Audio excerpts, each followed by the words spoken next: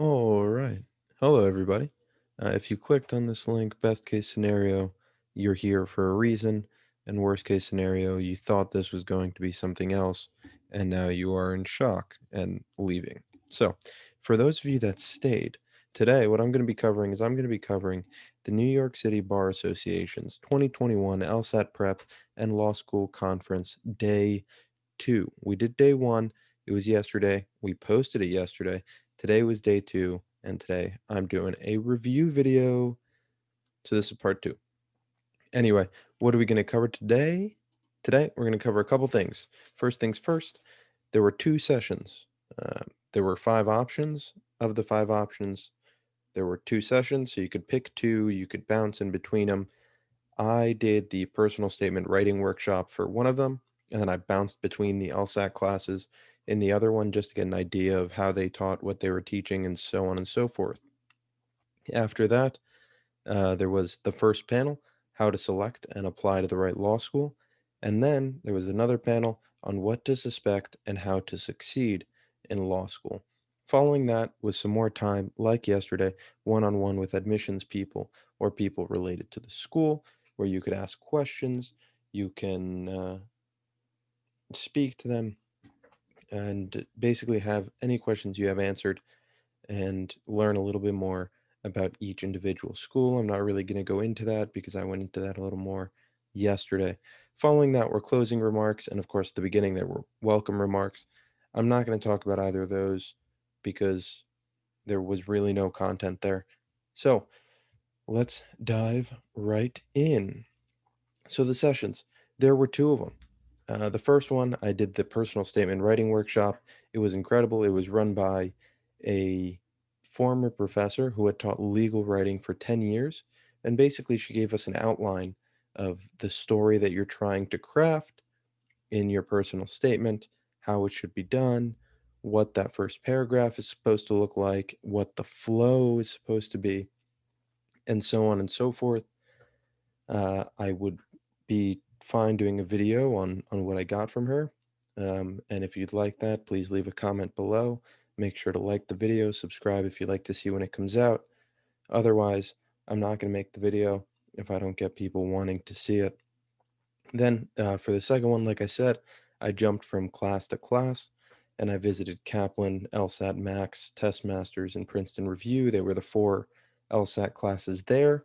And basically, what I did was I created a grading system where I put them side by side and compared them. The first number, which is the one to the left of the parentheses, represents, or to the left of the slash, represents the clarity and um, oomph the of the voice of the speaker and the speaker, how much they drew me in, how much they seemed like, you know what, I could sit here and I could learn this and it's going to be great. And then the second number is how I felt about what they were teaching and how they were teaching it when I was in their course. And of course, I can't compare them all to each other directly because they weren't all doing the same question on the same test of the same section, so on and so forth. But I did write down what they were doing. Kaplan was doing logical reasoning. LSAT Max was also doing logical reasoning. And then Test Masters and Princeton Review were doing logic games.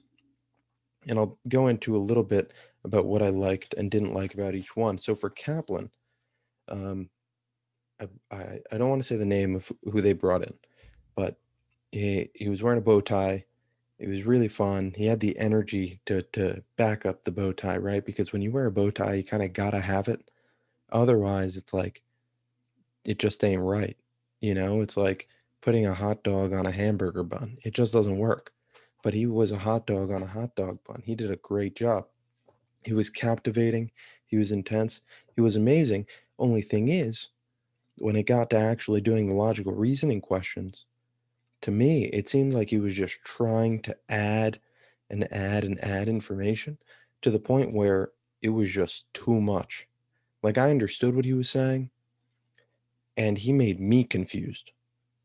Is how much they push, and it kind of got like It got me uncomfortable. Like, I know how to answer the question, and you're explaining it, but you could explain what you're explaining in like two sentences, and everyone will understand you. But you just keep hammering away at the point so long that the people that understood the point are starting to think that they no longer understand the point. And when you have the people who know now starting to second guess yourselves, you've gone too far. And yeah, I think you went too far. Second was the LSAT Max. Now, the LSAT Max, I gave a 2 for engagement. Um, Pretty engaging, not super engaging, not the worst engaging. And then a 1 for the way they delivered things. Uh, I give them a 1 mainly because I really like their structure. Now, LSAT Max, the way it works is they have all of your classes online. You don't have to go to a test center. You don't have to go at a specific time. You don't have to be in a specific class. You don't have people to deal with. You don't have to listen to questions you don't want to listen to during class. You go um, at your own time. They're all video courses, video class. You engage, you learn everything you need, and then they have virtual office hours live where you can ask questions directly, um, which is kind of nice. You know, you get your own time, asynchronous, do whatever you want, whenever you want. No need to be rigid to the schedule. And then when you have questions, you go to a live office hours and ask a teacher, a tutor, whatever you want to call them. Then we have test masters. Overall, in my opinion, of the four, the worst. Unfortunately, I'm sorry, but it's true. And they were doing a logic games. I really didn't like the way they set it up, but I understand it's usable.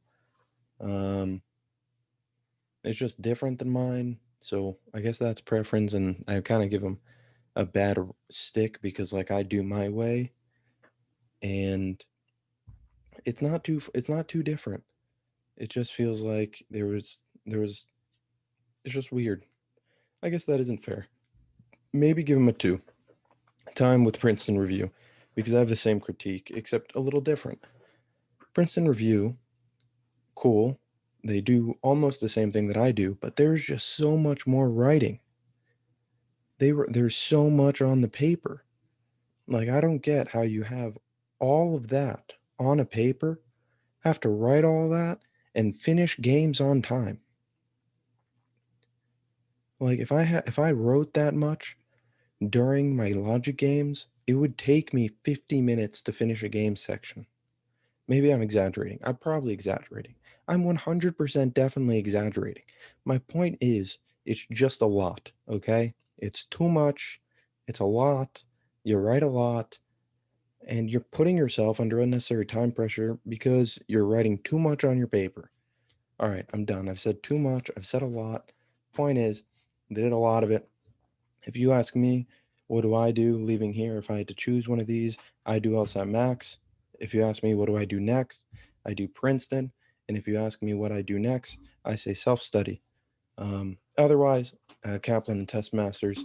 I'd probably pick Kaplan over Test Masters, but that's only because they have ads that I've seen more often. So they have more money, which means more people do it. So more mainstream. Yeah, otherwise I wouldn't do it. Anyway, after that, we had our first panel. It's how to select and apply to the right law school. And it really started with a representative from LSAC, from the Law School Admissions Council, coming and telling us how to select and basically all the stuff behind the scenes. And all of that has to do with the LSAC. So, first and foremost, you have to become familiar with lsac.org. That is their website. That is where everything happens. That's where you register for your LSAT.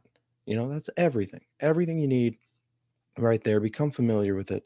Love it. Take it out to dinner. Enjoy it. Spend some time learning the site. It's built beautifully. Okay. Next is the Credential Assembly Service. That is where all of the stuff gets piled together before it's sent to law schools. Okay. So we're talking transcripts. We're talking letters of recommendation. We're talking LSAT. We're talking um, anything else. Everything else you need. Addendum if you have them, personal statements, diversity statements, everything you could possibly imagine that needs to go to your law schools, everything, everything. Instead of undergrad, where you have to send it all individually per school, whatever, you send everything to them, which you have to, by the way. You have to send everything to them, and they send it to the law schools. There's no other way around it. It has to go through them. And because it has to go through them, you have to pay them $195 for a 5-year plan. And then for every school you want them to send all that stuff to, you have to pay them 45 bucks. So there are fee waivers and stuff for it. Definitely check it out because it comes out to a lot of money. So be careful. Anyway, other than that, LSAT is $200 per LSAT you take. You only have to take the writing section once, and that's included in the 200. If for some reason you say, you know what, I want to take the writing section again, I don't really feel comfortable, I think it's like 15 bucks to take it again. I don't really see the point. It's not graded. It's just a sample of writing, so they can send it to the law school and it's in your application, and they have it to compare against your personal statement, I think. And then they just make sure that it's the same writing and you're not cheating someone.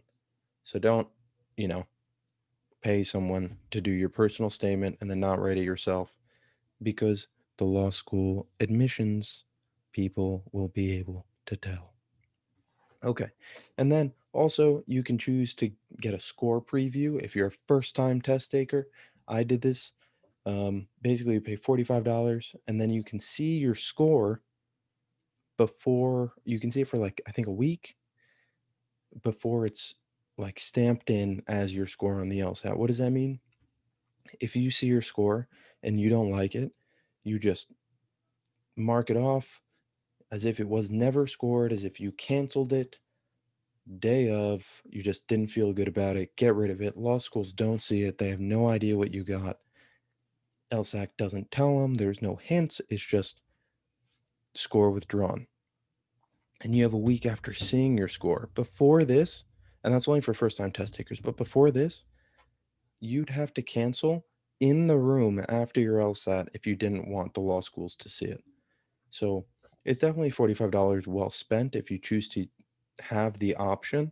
The option is definitely worth 45 bucks, because I promise you that there are people that would pay hundreds after the fact to go back in time, but you can't. I do think there's a deadline though, um, where you can, it's 45 bucks up until a certain point, and then I think it becomes 70 or 80. Definitely check on that. I don't really, I don't remember. I think it's something like that though. Then they went into how to pick the schools themselves, right? And a lot of this is pretty self explanatory. Percentiles, right? They have their 25th median and 75th percent LSATs and GPAs. If you want if you want a higher chance of getting into the school, you want to be above the median. If you want a great chance of getting into the school, you want to be above the 75%. Pretty straightforward. Second thing, employment and bar passing rates. You don't want to go to a school, if you want to be a lawyer, an esquire, you don't want to go to the school where only 2% of people pass the bar. You need to pass the bar to practice law in the state, right? So, yeah, make sure they have a solid bar passing rate. You want to pass the bar, and make sure that they have good employment numbers, right? You don't want to go to a school where 92% of the students don't get a job. So don't. Make sure you like the employment numbers. Make sure you like the bar passing rates. They're important.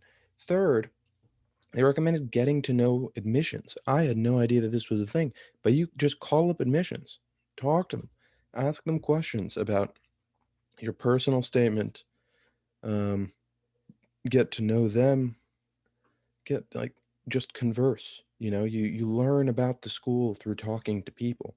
One of those people you can talk to is admissions.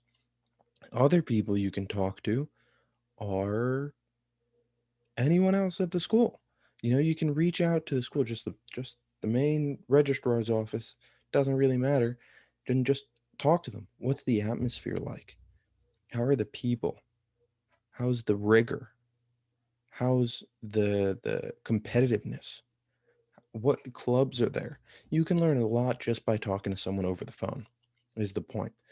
Another big thing is whether there's a high stakes evaluation or there are multiple evaluations. Now, a lot of law schools, if not most law schools, or at least most, if not all big law schools, have one high stakes evaluation or examination at the end of every semester per class, meaning that your final is your final grade for the class. There's no midterm, there's no homework, there's no attendance and participation grade, there's no project. What you have is that final grade. If you do well, good. If you do bad, not so good. Okay? And then there are other schools that have multiple evaluations, right? They'll have a midterm, or they'll have uh, multiple tests, or they'll have a project, or they'll count attendance and participation, yada, yada, yada, yada, yada. But if you're not good at taking if you're not comfortable taking one test and having that count as your entire grade, maybe a multiple evaluation type of school is something that you should look into. I don't have names for you, but they exist. Highly recommend giving them a look if that's something you're interested in. Generally, I do believe, though, they are outside of those top schools, top 14, top 20, top 30, um, but I'm not sure. So worth checking it out, and call me out of my bluff. If I was wrong, put it in the description below. Another thing you should look out for is clinics, internships, externships. Definitely talk to someone in admissions or someone at the school about these. You want to have work experience, you want to have internship and externship experience, you want to partake in clinics, because when it comes down to finding a job, guess what? You got experience. And experience is a good thing. So you have a good thing, which means they're more likely to want you. And the more they want you, the more likely you are to get the job. So you want them, make sure they have them, make sure they have them in things you find interesting. Definitely check. Next is student rankings. Does the school rank? How do they rank? What do they rank by? How do they post it? Right? For example, if you go to a law school and the way they rank students is at the end of the semester, they take sheets of paper and they post them at the bulletin board in the middle of the student union and just staple them to or pin them into the bulletin board, and they have first name, last name, and grade and rank. What would it? Ah, what? Are you going to be okay with that? Are you going to be okay standing there with everyone else and seeing your name on a list compared to other people? Are you going to be okay if you're not at the top of the list? Are you going to be okay standing there in the big group if you're toward the bottom of the list? Does it matter to you at all? How do they rank? How do they post the ranking? It's important. It's important. Next is the curve and whether it exists. Now, curves are thought about one way, thought about another way. Curves to me, at least in undergrad, very much meant if everyone got a certain percent below, if the average of the test was below the average necessary, the professor would raise everyone's grade, the difference in points, so that the average became the average he wanted, and everyone's grades adjusted. The curve for law school, though, is something different, right? The reason is law schools generally have a certain amount of A's they can give out, a certain amount of A minuses, B pluses, B's, B minuses, C pluses, C's, C minuses, so on and so forth. So everyone is essentially put up against each other on a curve, meaning you could get the equivalent of a 92 on a test. But if everyone got between a 93 and a 100, you're at the bottom. It's not an A anymore. It's not an A minus. It's not even in the B range. Low C's, maybe. It's important. It's important because you're not just fighting against the test. You're out here fighting against I guess, other students, because you have to be better than the student to your right. You have to be better than the student to your left. You have to be better than the student in front of you, behind you, and all the ones next to them. If you want an A, you have to be better than almost every student in that classroom. And that's a lot of pressure, you know? Because of this, a lot of people lie, a lot of people give false information, a lot of people give resources that aren't legitimate. It's a competition. Some schools don't grade on this type of curve. Some schools don't give rankings, and that eliminates competition. And those schools, if you're competing against someone else, the only person you're competing against is yourself. But at some schools, you're genuinely competing, and it's cutthroat because everyone wants that internship. Everyone wants that clerkship, the federal clerkship. Everyone wants to be number one. Everyone wants to be at the top because that means their options are the widest. Their salary is the widest. Their possibilities are the largest. And who doesn't want that? And then lastly, whew, last thing that'll help you pick is to get in contact with professors. Feel free to reach out. Feel free to talk to people. Professors are there because they like teaching, they like helping students. Utilize that. You might not be their student yet, but you might be someday, and that means enough. Then once you're there, two things. Expect difficulty, right? That's difficulty in life, that's difficulty in your relationships, that's difficulty in the fact that you have to learn a new language. Legal language is a new language. If you've never practiced the law, the legal language is a new language to you. Be ready to learn it. Be ready to expect difficulty reading. We're talking hours of reading a night. And briefing, that is hours of reading and summarizing every day when you get home after class or to your apartment, to your dorm, whatever it might be. And then expect it to be difficult to balance your life. You have class, you have this homework, and sometimes you're just tired. But you have to balance, right? You have to make sure you're going to the gym. You have to make sure that you're having a social life. You have to make sure that your mental health, your physical health is there.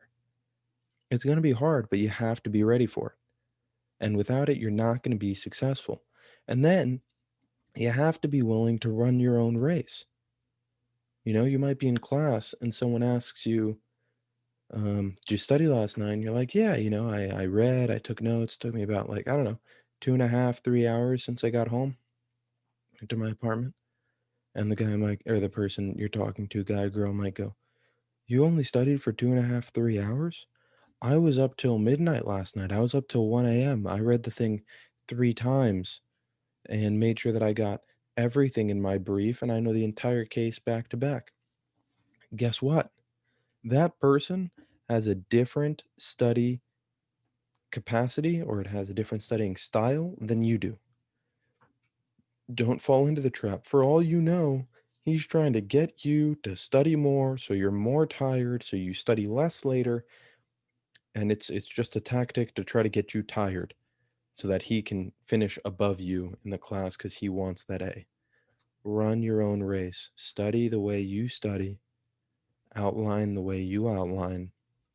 Focus on yourself and make sure you're doing the best that you can do.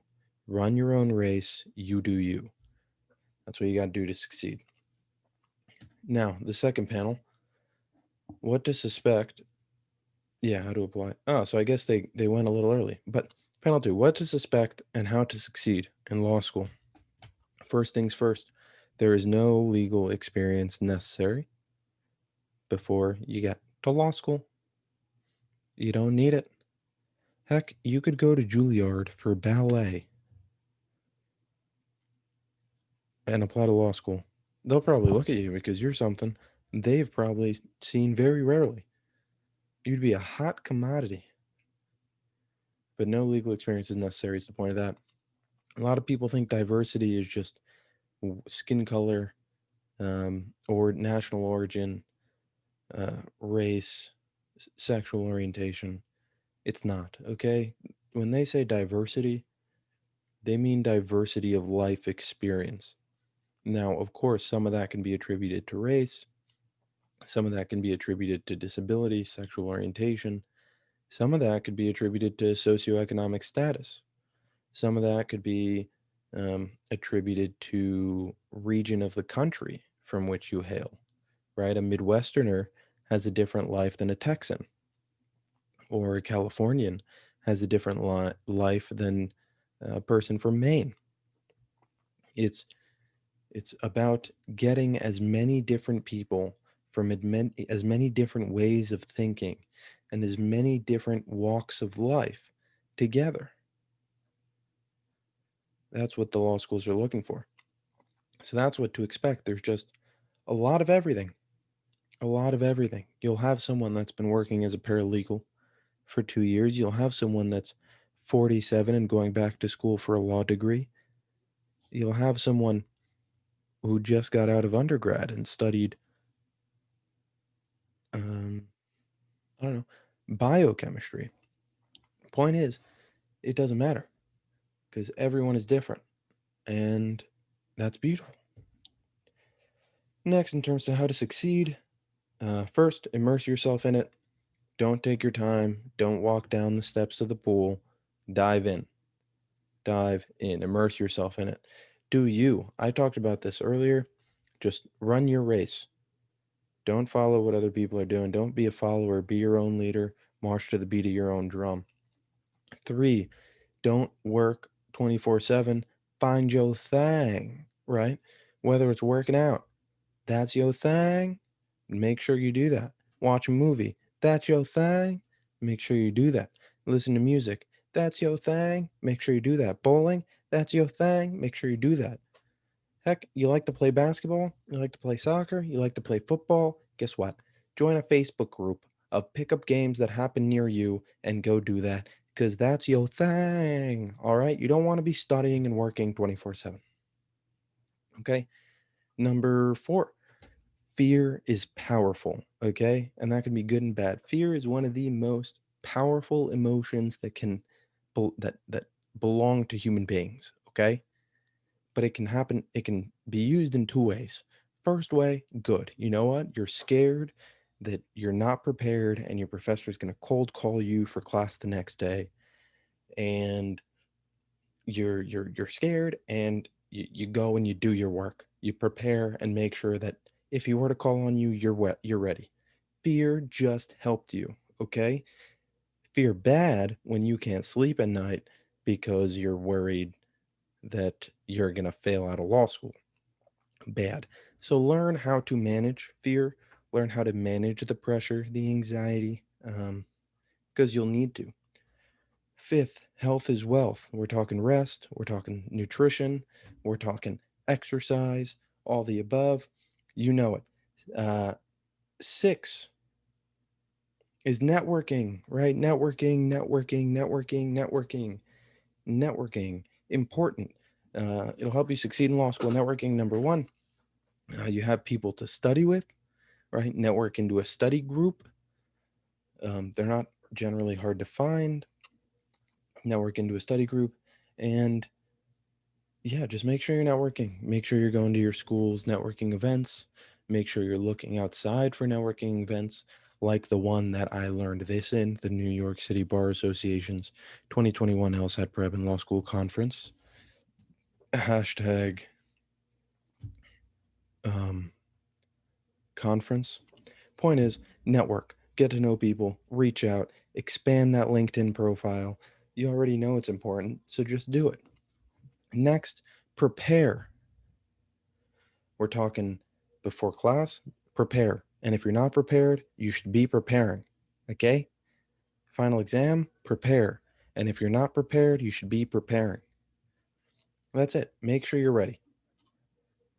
Extra stuff. That was all. That was all of panel two. Extra stuff. Um, Question was asked. I thought it was really important. Should you go to school where you want to practice? Answer. It's not necessary, right? You don't have to. You can go to school in California and take the bar in New York. and then practice in New York, it doesn't really matter, right? In terms of do you have to or if you should. But going to school somewhere where you want to practice definitely helps because of networking, right? If you're there, then you know people that are there and professors that are there that have connections with people there and schools that have relationships with companies and corporations and firms there, right? It makes it a lot easier to find a job where you are because your school is already there and has these relationships and the networks available. So it's not necessary you don't have to. Definitely a good thing. Definitely a good thing. Yeah, that's it. Definitely a good thing. Next, if you know anyone that goes to law school and you have any questions at all, okay, reach out to them. Doesn't matter if you've talked to them one time since the time you were 6 and the last time they saw you, you ran downstairs, you were crying to your parents because you peed your bed the night before. Point is, reach out to them, ask your questions. They have answers. Utilize them. Reach out to anyone you know in law school, ask them any question. I'm sure they'd be happy to answer it. If they won't or can't answer your question, guess what? I live stream every day. Make sure to hit that like button, comment, subscribe, hit the bell, that notification bell somewhere over there at the bottom right side. You know where it is. It's right by the sub button. If you don't see it, hit the subscribe button, then it'll pop up on the left. Hit that too. And you'll be notified whenever I live stream. Feel free to drop by anytime I'm studying, ask me any question, and I will do my best to answer it for you. Otherwise, if you need help studying, need accountability, do the same thing. Join the live stream. I study every day. Just study with me. Don't worry about accountability.